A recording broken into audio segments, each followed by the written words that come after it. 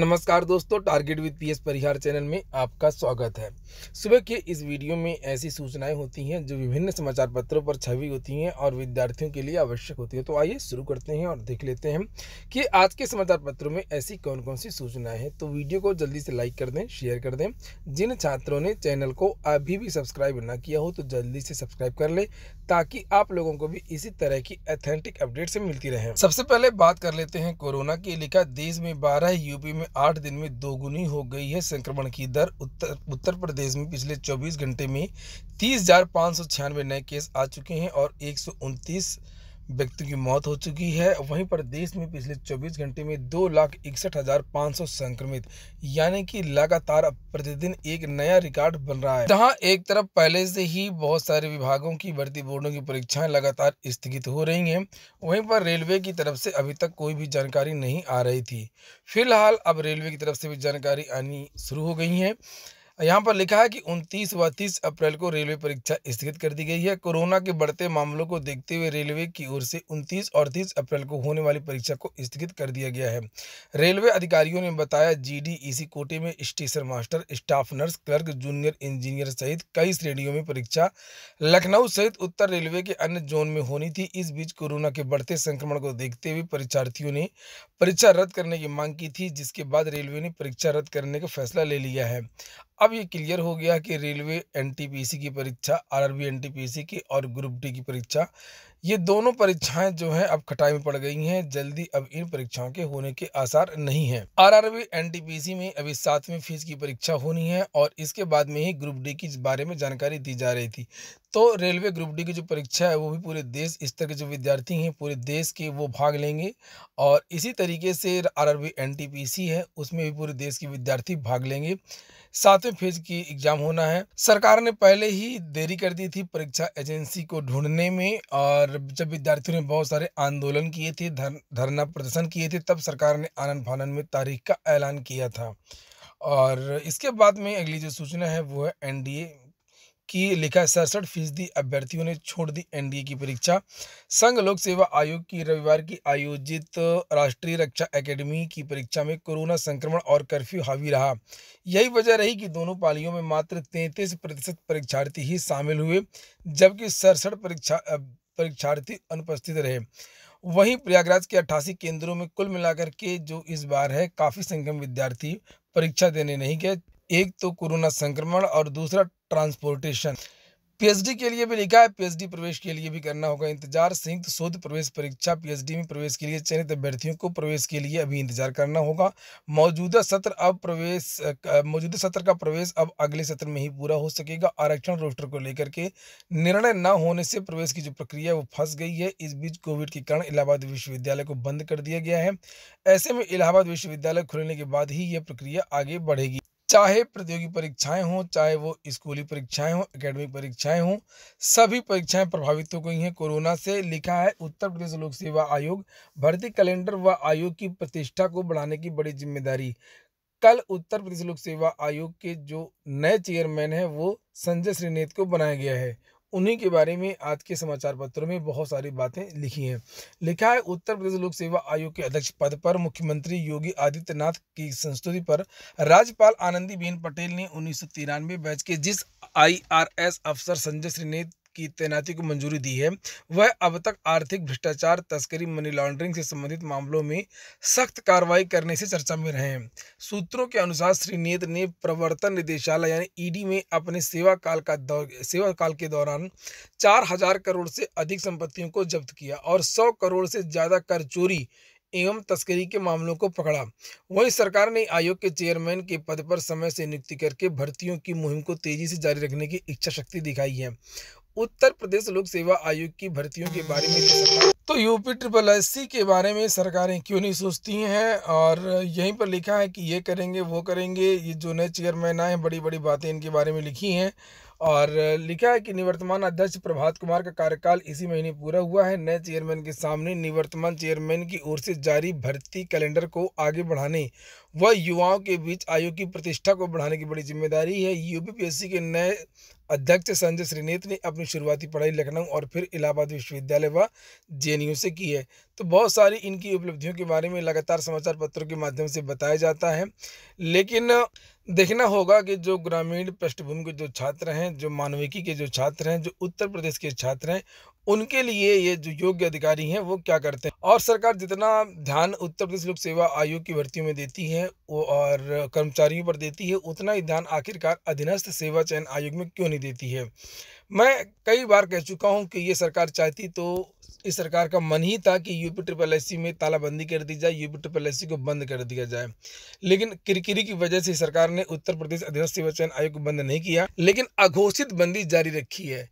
उत्तर प्रदेश अधीनस्थ सेवा चयन आयोग एक तरीके से बंद चल रहा है। इसीलिए यही कारण है कि योगी सरकार जब से आई है तब से इनके द्वारा निकाली गई एक भी भर्ती आज तक पूरी नहीं हो पाई है।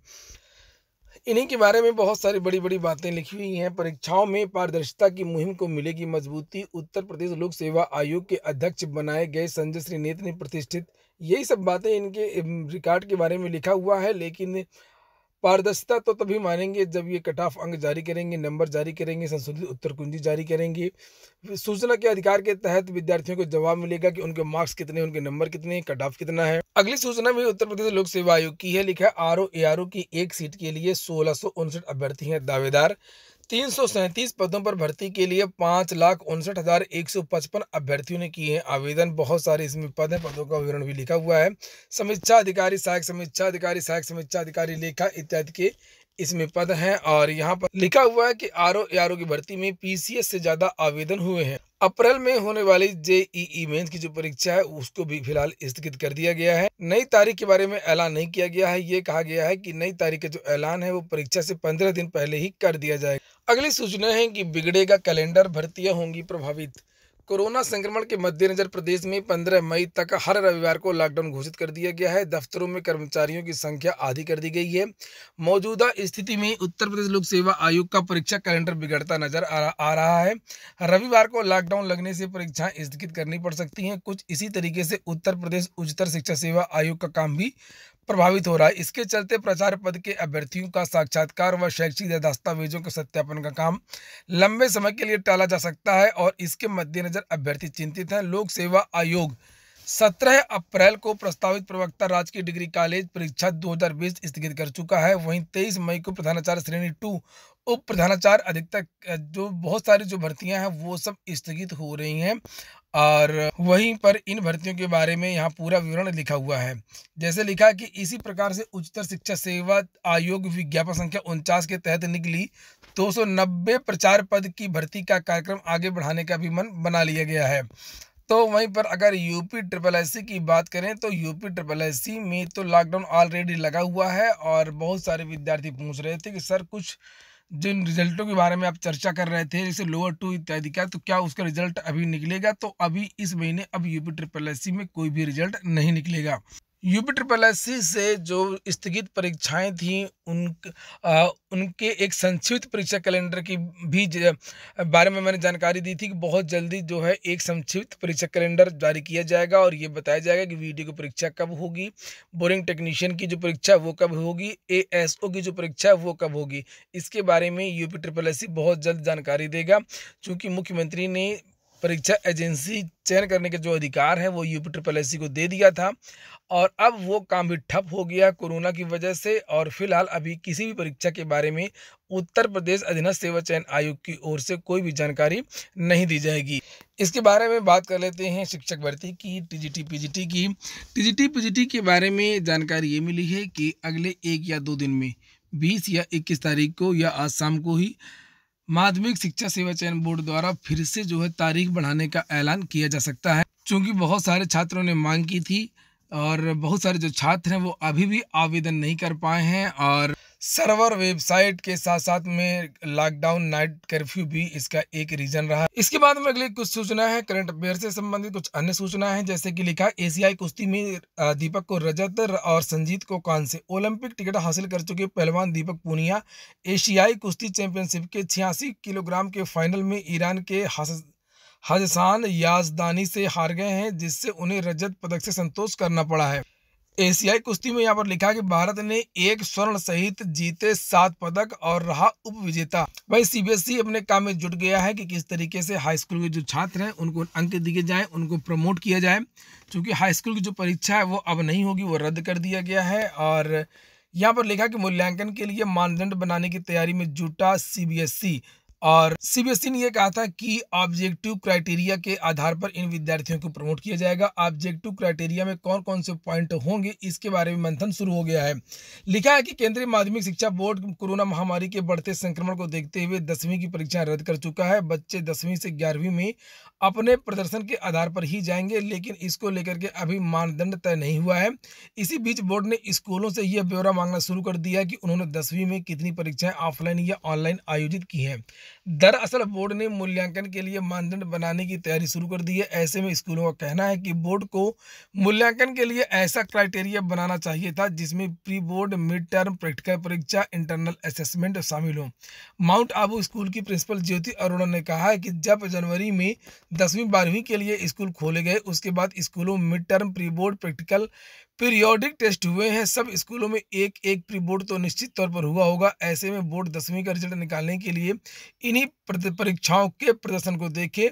वह कहती है कि जब 10वीं में सतत तथा व्यापक मूल्यांकन लागू थी, तब भी बच्चों का मूल्यांकन उनके विभिन्न प्रदर्शन के आधार पर होता था। फिलहाल तैयारियां हो रही हैं और सीबीएसई बहुत जल्द जो है इसको कंप्लीट कर लेगा और जो 10वीं के जो छात्र हैं उनको प्रमोट कर दिया जाएगा। तो ठीक है दोस्तों, ये हो गया आज का वीडियो। अगर आपको अच्छा लगा हो तो लाइक अवश्य कर दें। जिन छात्रों ने चैनल को सब्सक्राइब ना किया हो सब्सक्राइब कर लें। पूरा वीडियो सुनने के लिए बहुत बहुत धन्यवाद।